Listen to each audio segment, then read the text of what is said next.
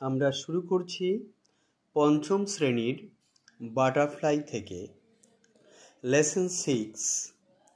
দেখো, লেসন 6-এর যে গল্পটি আমরা শুরু করেছিলাম, দ্য ক্লেভার মাঙ্কি, আমি এর পূর্ববর্তী ভিডিওতে পুরো গল্পটা আমি তোমাদেরকে পাঠিয়েছিলাম এবং তোমাদেরকে বলেছিলাম অনেকবার করে যে এই গল্প খুব ভালো করে পড়বে। গল্পটা আগে খুব সুন্দর করে পড়বে, রিডিং পড়বে এবং প্রত্যেকটা শব্দের প্রত্যেকটা লাইনের বাংলা অর্থ বুঝে যে যত ভালো করে গল্পটা পড়তে পারবে সে তত ভালো এই গল্প থেকে যে পরবর্তীতে যে প্রশ্নগুলো করা হবে সেই প্রশ্নের উত্তরগুলো তোমরা নিজেরাই লিখতে পারবে।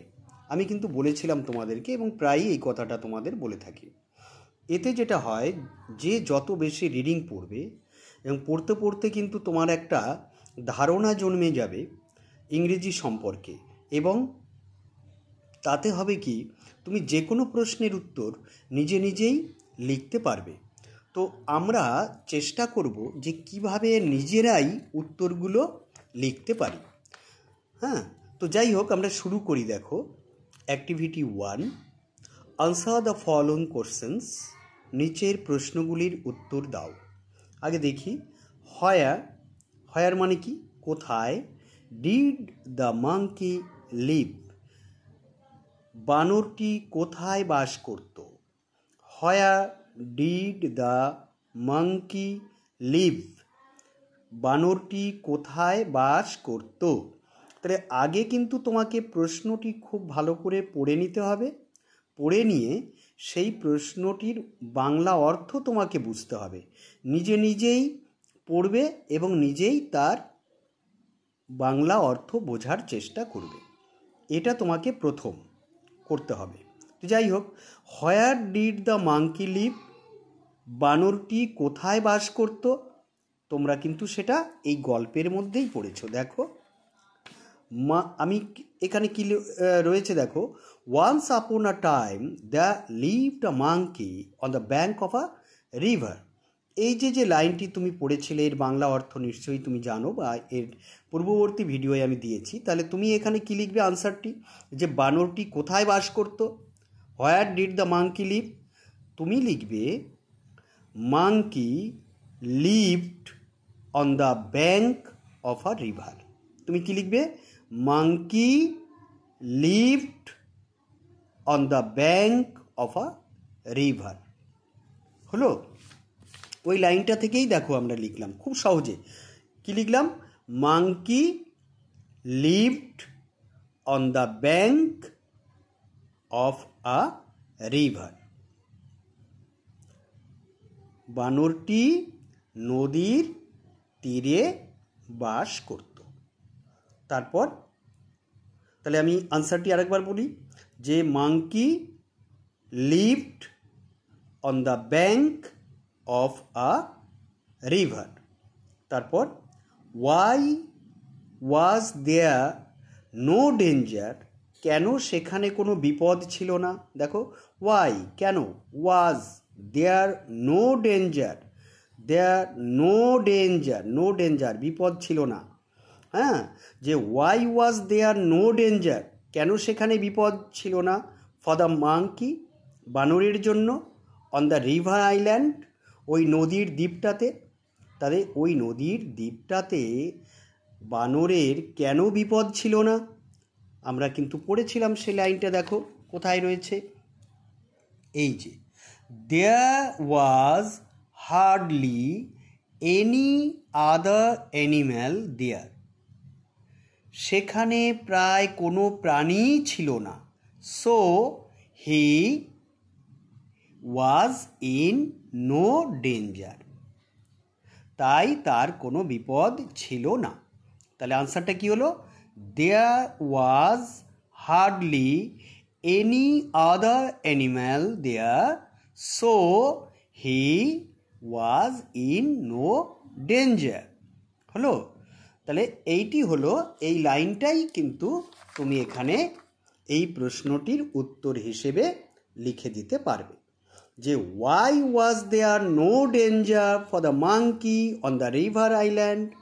তাহলে দেখো প্রশ্নটি আগে ভালো করে পড়ে তার বাংলা অর্থটি তোমাকে বুঝে নিতে হচ্ছে, তারপর এর উত্তরটা কি হবে সেটা তুমি নিজেই এই গল্পটা যদি খুব ভালো করে পড়ো তাহলে সেই গল্প থেকে নিজেই তুমি সেই লাইনটা খুঁজে উত্তরটা লিখতে পারবে। হ্যাঁ, তো আমি সেভাবেই তোমাদেরকে শেখানোর চেষ্টা করছি। তো why was there no danger for the monkey on the river island, তা আনসারটা কি হচ্ছে? আনসারটা হচ্ছে there was hardly any other animal there so he was in no danger. হয়ে গেল। নেক্সট কোশ্চেন দেখো, what was so attractive to the monkey? মাঙ্কির কাছে মানে বানরটির কাছে কি সবচেয়ে বেশি আকর্ষণীয় ছিল? বানরটির কাছে আকর্ষণীয় ছিল কি? কোনটা ছিল বেশি আকর্ষণীয় ওখানে? আমরা কিন্তু এটা পড়েছিলাম, দেখো, ডেলিশিয়াস ফ্রুটস, ডেলিশিয়াস ফ্রুটস, সুস্বাদু ফল। কোথাকার বলো তো? ওই দ্বীপের গাছগুলোতে, তাই না? তাহলে আমরা একটু আনসারটা একটু লিখি। কি বলবো বলো তো? What was so attractive to the monkey, বলবো যে delicious fruits of the trees of the island were so attractive to the monkey. কি বললাম? আরেকবার বলি, দেখো, delicious fruits of the trees of the island were so attractive to the monkey. ওই দ্বীপের গাছগুলোর সুস্বাদু ফল বানরটির কাছে খুব আকর্ষণীয় ছিল। তারপর, where did the crocodile live? Where did the crocodile live? কুমিরটা কোথায় বাস করত? হোয়ার মানে তো কোথায়, তোমরা জানো। Where did the crocodile live? কোথায় কুমিরটা বাস করত? কুমিরটা কোথায় বাস করত? দেখো এখানেই লাইনটা রয়েছে উত্তরটি। On the fur bank of the river a big crocodile lived with his wife. দেখলে উত্তরটি এখানে রয়েছে। তোমরা কিন্তু এর বাংলা অর্থ নিশ্চয়ই পড়েছো বা দেখেছো, তাই না?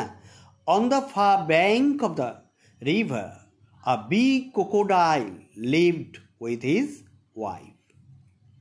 কেমন? তাহলে এই লাইনটি কিন্তু তুমি উত্তর হিসেবে লিখে দেবে। তারপর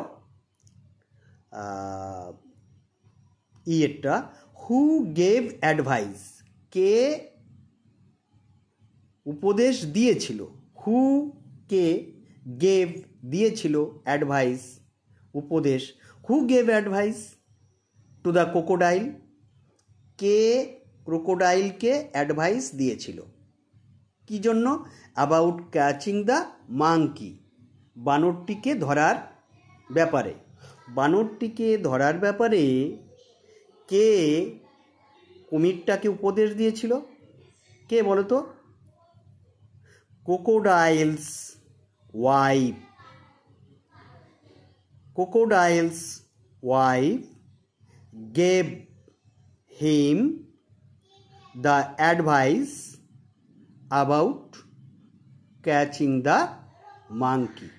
আরেকবার বলি আনসারটা, দেখো, ক্রোকোডাইলস ওয়াইফ, কুমিরের স্ত্রী, গেভ হিম দ্য অ্যাডভাইস, তাকে উপদেশ দিয়েছিল, অ্যাবাউট ক্যাচিং দ্য মাঙ্কি। হলো, crocodile's wife gave him the advice about catching the monkey. কুমিরের স্ত্রী তাকে উপদেশ দিয়েছিল বানরটিকে ধরার জন্য। তাহলে দেখো, অ্যাক্টিভিটি 1 আমরা কমপ্লিট করলাম। তো সব সময়ে আমি কিন্তু এই কথাটি তোমাদেরকে বলি যে প্রশ্নটি খুব ভালো করে পড়ে নিয়ে, মানে অনেকে কি করে দেখেছি, এই প্রশ্নটি পড়ে নিয়ে কি করলো, এর উত্তরগুলো কোথাও থেকে দেখে নিয়ে সেই উত্তরগুলো বারবার করে তারা মুখস্থ করে এবং পরবর্তীকালে সেগুলো কিন্তু ভুলেও যায়, যে কারণে তারা পরীক্ষার সময়ে ঠিকভাবে লিখতে পারে না। তাহলে কি করতে হবে, এর সঠিক উপায়টা কি? সঠিক উপায় হলো তোমাকে খুব ভালো করে প্রশ্নটি পড়তে হবে, তারপর প্রশ্নটির বাংলা অর্থটা বুঝতে হবে যে প্রশ্নটা আসলে কি করেছে। তারপর কি করতে হবে, যে গল্প থেকে প্রশ্নটি করা হয়েছে সেই গল্পটা যদি খুব ভালো করে তোমার পড়া থাকে তাহলে সেই প্রশ্নের উত্তর তুমি অবশ্যই সেই গল্পের মধ্যে খুঁজে পাবে। অনেক সময়ে উত্তরটা হুবহু লাইন থেকে পাওয়া হয়তো নাও যেতে পারে, সেক্ষেত্রে সামান্য একটু পরিবর্তন হয়তো করতে হতে পারে। তো সেই দিকটা আমাদের একটু লক্ষ্য রাখতে হবে যাতে আমরা ইংরেজিটা অন্তত একটু একটু করে শিখে নিতে পারি। তো যাই হোক, তোমরা নিশ্চয়ই চেষ্টা করবে, সেভাবেই পড়বে আমি আশা করি। আমি চেষ্টাও করছি তোমাদেরকে সেভাবে শেখানোর। তারপর দেখো activity 2, let's take words from the colour box. এই কালার বক্স থেকে এসো আমরা শব্দগুলো নিই and fill in the blanks, এবং শূন্যস্থান পূরণ করি। তো দেখো তো কী কী ওয়ার্ডগুলো আছে কালার বক্সের মধ্যে। ফ্লেশ, ফ্লেশ মানে জানো মাংস। প্লান্স, প্ল্যান মানে তো জানো পরিকল্পনা। টেস্টি সুস্বাদু। লিসন শোনা। সুইম সাঁতার কাটা।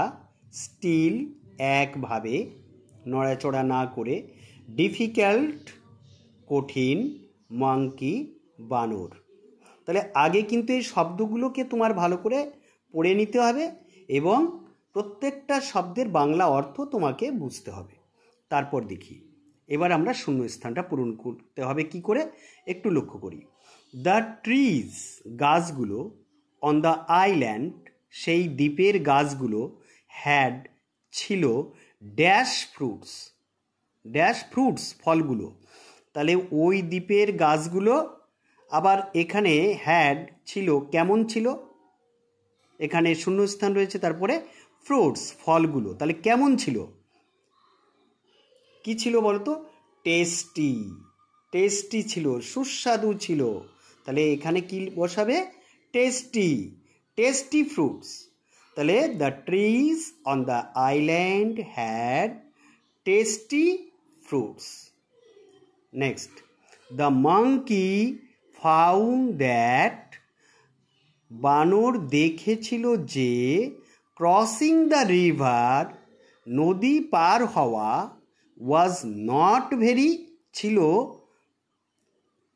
ওয়াজ নট ভেরি ছিল না খুব, কি ছিল, নদী পার হওয়াটা কি ছিল না, ডিফিকাল্ট ছিল না। ওয়াজ নট ভেরি ডিফিকাল্ট, নদী পার হওয়াটা কঠিন ছিল না। তাহলে মাঙ্কি দেখলো যে নদী পার হওয়াটা কঠিন ছিল না। হ্যাঁ, the monkey found that crossing the river was not very difficult. কেমন? তাহলে নেক্সট দেখি আমরা, the crocodile made many, crocodile made কুমিরটা করেছিল, বানিয়েছিল, many dash to catch the monkey, to catch ধরতে, টু ক্যাচ ধরতে, দ্য মাঙ্কি বানরটিকে। তাহলে বানরটাকে ধরতে ক্রোকোডাইল বানিয়েছিল অনেক কি, প্ল্যান্স, প্ল্যান্স, প্ল্যান্স পরিকল্পনাগুলো। তাহলে many plans, the crocodile made many plans to catch the monkey. Next, the crocodile would lie, crocodile would lie dash on the rock. তাহলে ক্রোকোডাইলটা শুয়েছিল অন দ্য রক, পাথরের উপরে, কেমনভাবে দেখি, স্টিল, নড়াচড়া না করে, স্টিল, স্টিল, একভাবে নড়াচড়া না করে। The crocodile would lie still on the rock. তারপর the wife of the crocodile, the wife of the crocodile, কুমিরটার স্ত্রী, চেয়েছিল টু টেস্ট, স্বাদ গ্রহণ করতে, the dash of the monkey, বানরের কিসের স্বাদ গ্রহণ করতে চেয়েছিল? ফ্লেশ, মাংসের স্বাদ, ফ্লেশ, মাংস, ফ্লেশ হবে এখানে। The wife of the crocodile wishes to taste the flesh of the monkey. হলো?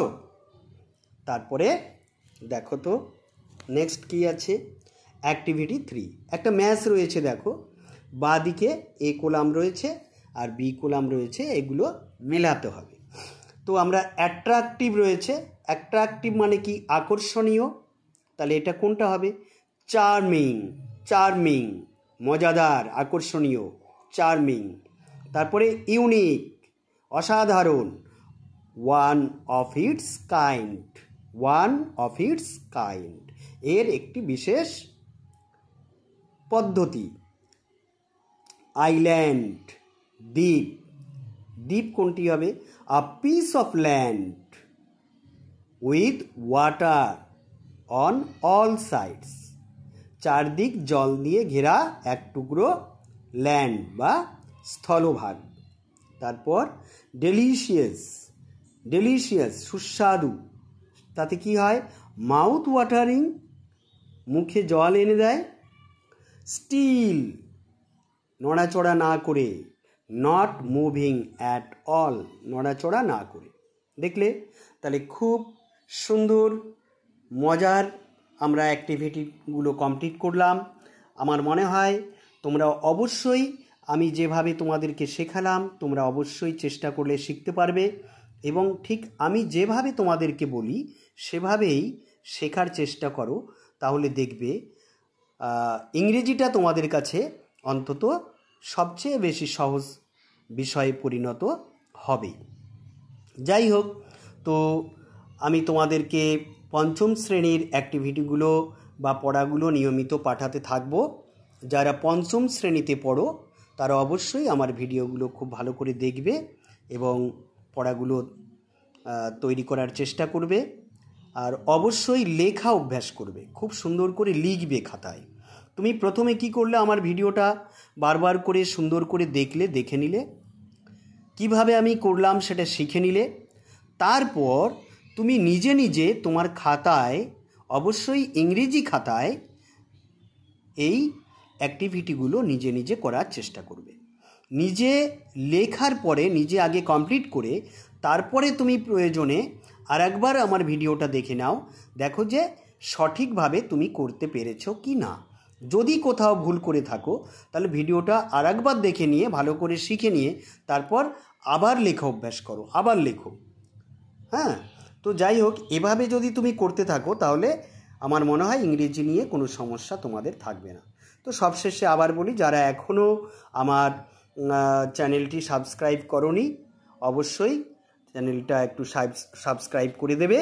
আর তোমার বন্ধুরাও যাতে এই পড়াগুলো দেখতে পারে, তাদেরও যাতে উপকার হয়, তার জন্য অবশ্যই প্রত্যেকটা ভিডিও কিন্তু একটু তোমরা শেয়ার করে দিও।